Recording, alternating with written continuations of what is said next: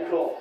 So did you just tip the final pick? Did you just do that? What? No. Rich Eisen, Mike Mayock, and the crew, NFL Network. 7th round has come and gone. We're going to go through the whole list. But he is joining us from hopefully a great Croatian wedding, enjoying all of the great food and the Slivovitz from your fine wine and spirit stores. Mr. Dvorak on the Comcast Sports Line from the Pratte Pack Gym. Where are you, Robert? Well, it's not exactly the old style wedding. It was the Longview Country Club in Penn Hills, and my lovely niece was renewing her vows, and the big reception. So it's quite a festive evening. Just a lovely, lovely evening. Well, listen, congratulations to her, and a big happy 89th to Marcy Dvorak, who raised 9 of you, celebrating her birthday recently. So I just wanted to give your mom a little love. She said she wished the day would never end. She had such a great time, and you never saw an 89-year-old woman smile so much. So God bless you for that, Rob. All right, listen, let's talk about Drive On. First time we've really taken to my gymnasium, and I'm showing a copy of the book right now. You on the Comcast Sports Line. And the book, Drive On, it's all about Bedouin Bob and his time with the 82nd Airborne during Desert Storm. Barnes & Noble, Amazon.com, or find him on Facebook or at his website. Bob, talk about the book, please. Well, we had the official launch this week, and things really couldn't have gone better nationally. I've done a number of radio interviews and some TV, and get some print interviews coming up, and I'll be going back to Fort Bragg May 22nd through the 26th for All-American Week, where they invite every paratrooper who was ever in that division back for a homecoming. And this is the 100th anniversary of this august organization, and I couldn't be more proud to be back there and part of that. Well, God bless you for this book, and we'll be talking much more about it as we head towards Memorial Day. And if you have a VFW or an American Legion out there, and you'd like to have him come and make a presentation like he did at the Hall of Valor just a few weeks ago, April the 8th, at Soldiers and Sailors in Oakland, feel free to find him, and he will be more than happy to do that for you. Book signings and a great opportunity to get a piece of wonderful journalism and history about a very unique time in our country's history and the world's history. Now, the NFL draft is history. I'm going to go from round 1 on, and you just kind of give me your thoughts. T.J. Watt, 3-4 linebacker out of Wisconsin, of course, the younger brother of J.J. Watt. He was the Steelers' first-round selection. Bob. Great pedigree, great credentials, and I like the pick. I like his attitude. I think he's going to bring a lot of energy to that defense. You know he's going to work hard.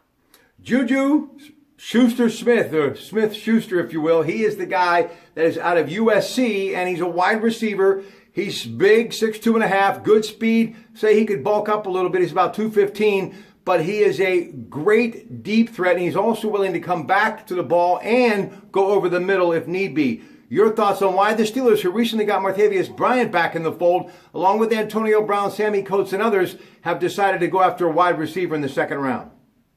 I like this pick for all the reasons you listed, and he seems to come back and block like Hines Ward, too. So he's got a little grit to his game, and they could use that. And I think this is really a brilliant pick on the part of the Steelers, because it lights the fire under Martavius Bryant, Sammy Coates, and listen, if these guys slack off a little bit, this guy's right there. All right, in the third round, 5'11", 190-pound defensive back out of Tennessee with a big punch. He is Cameron Sutton. They could use the help there. Although they got some great guys coming back after their rookie season, I still think the Steelers are looking for some answers back there, and he may be one. Playmaker, team captain, so you know he's a leader, and also returns punts. I think he adds a little bit to a couple of different areas. So I like that pick as well. A little undersized maybe for a corner, but this is, in today's NFL, you got to be able to cover. Recently, Big Ben trending saying, Josh, welcome to the family, as in Joshua Dobbs, 6'3" quarterback, big arm, strong release, can run with the football, had 12 rushing touchdowns, threw for 27 touchdowns. He's your quarterback. Greg Diolis doesn't think he is the future to replace Ben. That's the big question out there right now in social media circles. Do you think he could be the next big thing behind center for the Steelers once Ben decides to hang up the cleats? Well, I think he's a project. I agree. I don't think he's ready to step in immediately. But I like the potential as a project, especially since he's so smart with an aerospace engineer. engineering degree. I think he's got the credentials. The question that I've heard is about his accuracy on his throws, but he's got the physical attributes. And, hey, fourth-round pick, Dak Prescott, huh? I don't know. He does remind me with that whippy arm a little bit of Jefferson Street Joe Gillum, but I think he's got the smarts to really be the backup quarterback this year for sure. Fifth round, 6'3" defensive back, Brian Allen out of Utah. I like this pick almost more than all the others. A converted wide receiver. He's got the size at 6'3", 215. I'm not comparing him to anything, but that's Mel Blunt size, if you know what I mean. And what I saw of him on film, I really like, and I just love that physical presence in the secondary at 6'3". Colin Holby out of Louisiana, 6'4", 248. And what does he do? Well, every fourth down or so, he comes in and does the long snap thing. Steelers feel there's a need. They took him in the 6th round. Yeah, their long snapper's getting a little long in the tooth. You need these kinds of guys around, but and never underestimate the importance of them, because as soon as something goes wrong, you wish you had one. Adam Keon, the last pick, 7th round selection. He is out of Western Michigan, and another outside linebacker for the Steelers' 7th round selection. They seem to go for those outside linebackers late, and they always seem to pay off. So I see him not so much as a cracking the starting lineup so much, but being a special team with, and they could use some help in that area too. So I think overall, I was really impressed with the job the Steelers did. All right, now coming up on the Coons Market Black and Gold Sunday show tomorrow at 11, Bob, along with Greg Dalos, Ted Arnott, and I, everything on the NFL draft. Plus, we'll talk about the Penguins. Let's talk about them now. Hagelin back. How much of a contribution can he make? How important is it to have him back? And everybody's been talking about matchups. Crosby, of course, lit it up. 2 goals within 52 seconds in Game 1. And the Penguins got the opener at the Verizon Center 3-2. Puck about ready to drop Game 2. Conference semifinals. NBC. Doc Emmerich with a call. Ovechkin got a goal in the last game. But as Coach Sullivan said, matchups usually don't live up to the hype. And one thing we know about the Penguins, and you can look at Rust, you can look at Ginzel, you can look at Sheary, you can look at so many of these young players who have the ability to take the puck and skate with it and grab the headline. So it's not so much about matchups, but it's about whenever they have an opportunity to score, the Penguins are just that, a scoring threat, no matter what line is out there.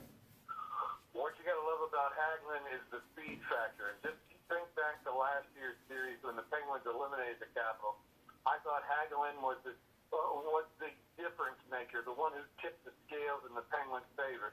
He's going to be coming in fresh. He's going to be coming in rested.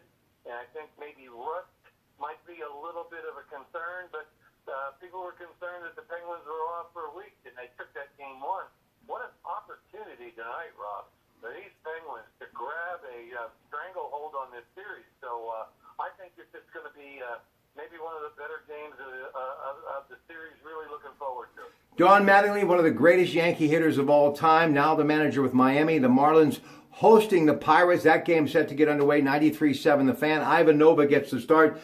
The Pirates got a win yesterday, but the thing that they need to do to win, they need to play within the lines defensively and hang on to the baseball and get it to where it's supposed to go. When you have this many errors and this many unearned runs, it can't do anything but hurt you. They've got to stop that bleeding now, Bob.